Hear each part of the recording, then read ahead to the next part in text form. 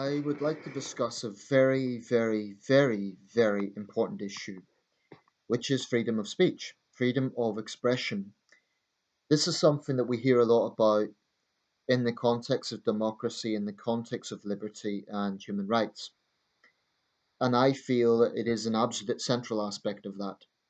I feel that where there are shackling laws that criminalize people merely for voicing an opinion, I feel that is a violation of basic human rights. I also feel it's a violation of liberty. That is why I consider the world's most progressive countries to be those that allow, to the largest extent possible, as many views as possible. I don't think you can have a situation in any society where absolutely anything goes. So, do I believe in unlimited free speech? Not exactly. I think, for example, there should be some common sense curtailment on violence, i.e., advocacy of violence. So, for example, and this might be a bit of hyperbole, but let's say you get a megaphone and you stand outside someone's house and you make false accusations against that person and you try to incite people to attack that person's house. Now, I know I've literally just, you know, brought that example up in my head. But the person with a megaphone can say, oh, that's my free speech. But common sense would dictate that they are trying to incite violence against the person inside the house. So that's an example where freedom of speech can actually hurt others. So if it hurts someone else's liberty to live life in peace,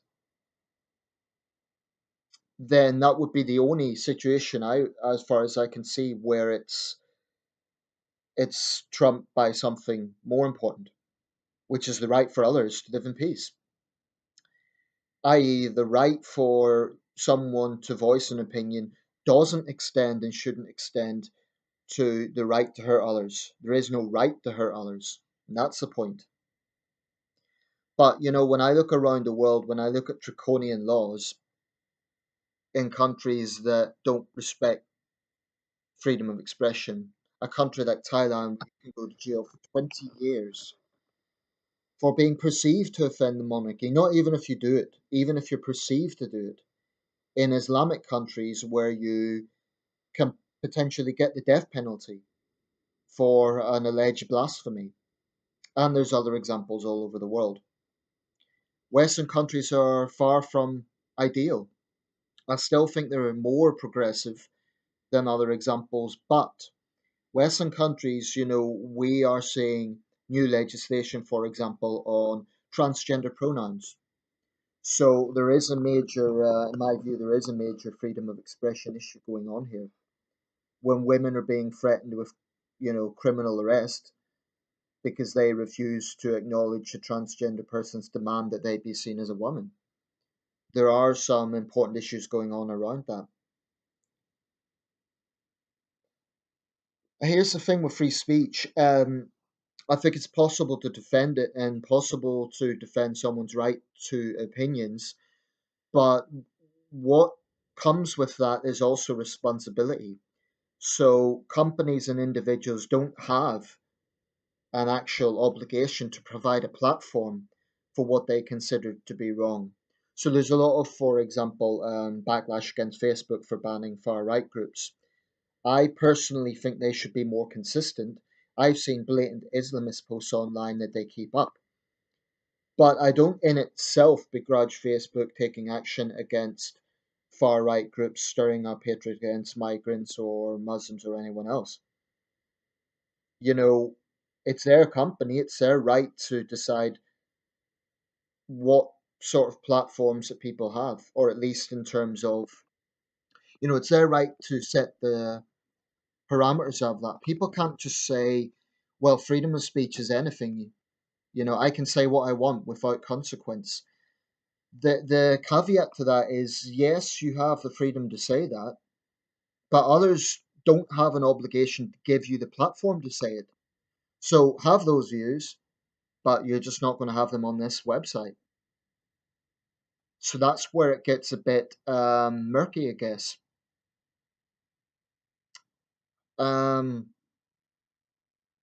Another one is like where there is blatant bullying. I mean, I have utter contempt for the likes of Frankie Boyle and other so-called comedians whose humor relies on cheap shots at people who can't defend themselves. Now, I have never ever advocated that Frankie Boyle be banned, and I wouldn't.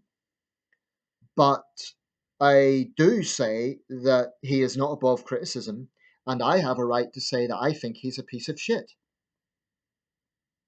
So, freedom of speech also comes with responsibility. What I mean by that is, or rather, it comes with an expectation of consequence. You cannot say something controversial and not expect some people to be offended by it. And whilst I detest political correctness and I think there are overly sensitive people, by the same token, I can't say that those overly sensitive people don't have a right to be overly sensitive. I think they can be ridiculed for it. I think they can be criticized for being crybabies. And certainly when they start threatening legislation, that's when it becomes an issue. But simply being offended in itself, you can't say someone doesn't have a right to be offended. If they want to be offended, let them be offended. The issue is when we start talking about legislation, when we start talking about policing these things. So I feel that companies do have a right to decide who says what on their platforms. I think if you're operating a social media platform like Facebook used by over 1 billion people, you need to be as flexible as possible. But realistically, people can't say, oh, free speech, therefore Facebook should allow anything. I mean, under that argument, you would allow child porn. You would allow terrorists to upload extreme material. And there is a legitimate criticism of Facebook that it has been far too slow to act on obvious signs of extremism. Now, I use several Chinese media, social media networks, QQ, for example. It's not as widely used as WeChat, but it's still used. I've had that for about 8 years. I've been on Facebook for around 12 years now. I posted a kind of update about what my thoughts on that Burger King thing, and I was explaining because most of my followers, most of the people I'm connected with there are Chinese, so I was kind of explaining what the Western concept of political correctness is, i.e., what we mean by that. And most people actually liked my post. But one girl, one of my former students, was telling me I need to be careful what I say. Now, I was a little bit annoyed by that because my logic is I'm a 33-year-old man. You know, people can't tell me what I can and can't say. But maybe she had good intentions. Maybe she was simply pointing out that that is the reality in China. On Chinese social networks, you can't, they're nowhere near as flexible as, for example, Facebook or YouTube. Um, you do have to be careful what you say. So maybe she was simply pointing that out. So I've put another post kind of saying I know how that works and I am careful most of the time. And definitely I am careful. I wouldn't express my views on the Chinese government there. I'm not an idiot because that would mean two things. It would mean I could be potentially kicked off the network, which would mean I'd lose contact with my friends. And it would also mean a lot of people misunderstanding or rather having that knee jerk nationalistic reaction. It's a pity that people are so sensitive. It's a pity that people use the sensitivity to try and shackle others. However, when people are just being knowingly obnoxious and bullying, I'm never going to defend that. I'm never going to say that just because someone has a right to say something doesn't mean that they should. So someone like Frankie Boyle, his fans will say, "Oh, it's free speech," or have a sense of humor. My response to that is yes, he has free speech, and no, I don't want to, you know, have his shows banned or anything like that. But I will maintain that just as you have a right to defend him, I have a right to criticize him and say that his cheap shots are cowardly. I don't think that's not what a man does. A man doesn't attack people weaker than himself. So, and that's what Boyle does. You know, he targets disabled children. He targets women who are having operations for breast cancer. That's just, I think he's an absolute toad. And he's not the only example. Anyway, what does this all come down to? I think, to me, freedom of speech is, it's not absolute, but it's as near absolute within reason as is possible without hurting other people. In other words, I do support the right for people to be offensive. I do support the right for people to be controversial. I would even say if someone is making, for example, a racist statement, I can understand people being offended by that, and I can understand a company wanting to disconnect with that person. Do I think they should be arrested for it? No. Not unless they're actually advocating violence against a particular group of people. But if they're simply saying, for example, I dislike black people, I dislike white people, should that be an arrestable offence? No. I think they should be challenged for it. I think bigots should always be held to account for the words and challenged. But if we just have a situation whereby people are arrested for making controversial views, if anything, it's only going to make them more embittered and more, you know, close minded, because then they're going to feel it's the oppressive state that's out to get them. So I think the right way to address bigotry is to challenge it, not to simply sweep it under the carpet and try to, jail the problem. I think we should jail the problem if if it goes to actual bullying or verbal abuse in someone's face or violence. I think definitely where there is obvious threats of violence, jihadists showing extreme material, that should be curtailed because their dogma is directly impacting other people. And Islamists, want the rest of us to be shackled under Sharia law. So that is an area where their free speech is actually hurting others. And that's where there needs to be curtailment. Of course, there is a culture argument here. Different parts of the world there are issues that are culturally sensitive, and then the whole line of what's acceptable and what isn't becomes different. So I might say, for example, the Thai laws are brutal, and I believe they are. But a lot of Thai royalists would say, "Oh, we these are necessary to protect the monarchy," which to me is a bit strange because if they're so great, why do they need protection from law? And His Majesty himself has said he's not above criticism. So to me, that's kind of an oxymoron.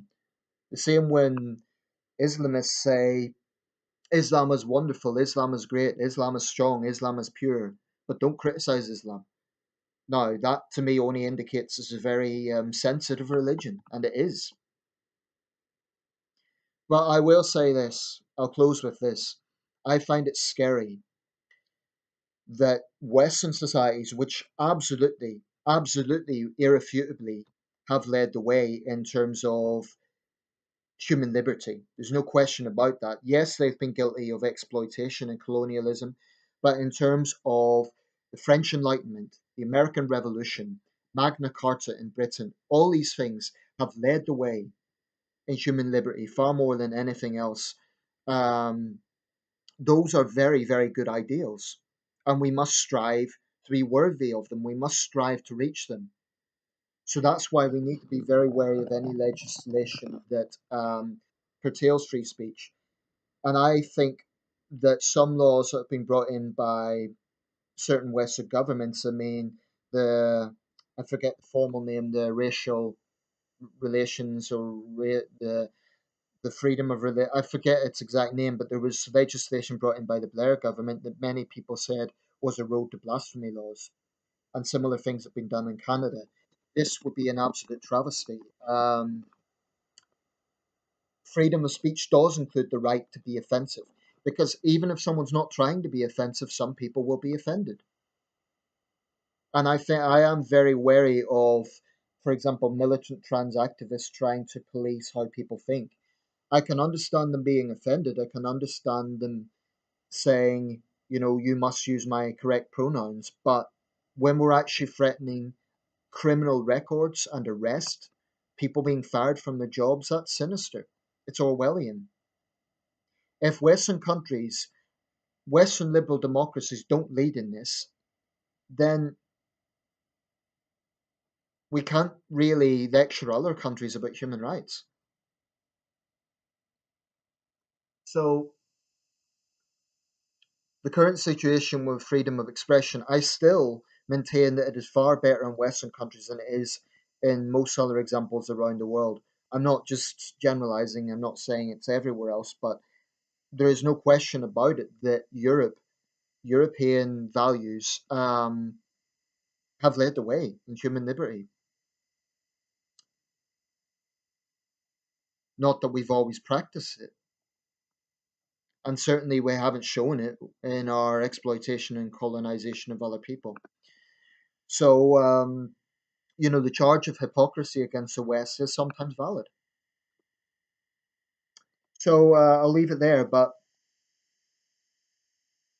those countries which jail people for years over the most mundane of things have no right to call themselves democracies, because part of democracy is freedom of expression. You cannot have a democracy, a true democracy, where people are jailed simply for an expressing a view, which isn't advocating violence or hurt against other people. People might say their feelings are hurt, but hurt feelings is not the same as being hurt. It's not the same as taking away someone else's liberty. Hurt feelings are just that, hurt feelings. That doesn't mean I support people being offensive. It doesn't mean I support people being obnoxious. And when comedians cross a line, I do think they should be called out. I think they should be criticized. No one is above critique, nobody. But freedom of expression must be as wide ranging as possible. It must be. Otherwise, it's meaningless.